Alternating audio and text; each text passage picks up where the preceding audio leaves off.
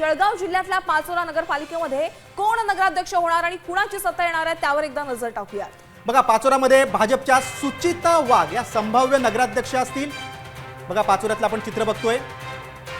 पाचोऱ्यामधली लढत देखील चुरशीची होती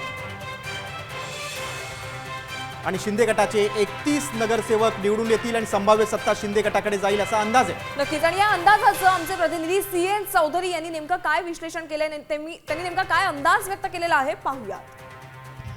नगराध्यक्षांसह 28 प्रभागांमध्ये जवळपास शिवसेना आणि भाजप या दोन्ही पक्षाच्या उमेदवारांमध्ये सरळ लढत होते। नगराध्यक्ष पदासाठी शिवसेनेच्या वतीने आमदार किशोर पाटील यांच्या सौभाग्यवती सुनीता किशोर पाटील आणि भाजपाच्या वतीने माजी आमदार दिलीप वाघ यांच्या सौभाग्यवती सुचिता दिलीप वाघ यांच्यात सरळ लढत जुंपलेली आहे। परंतु एकंदर मतदारांचा कौल आणि माहोल बघता सध्या तरी सुनीता किशोर पाटील यांचं पारडं जड दिसत आहे।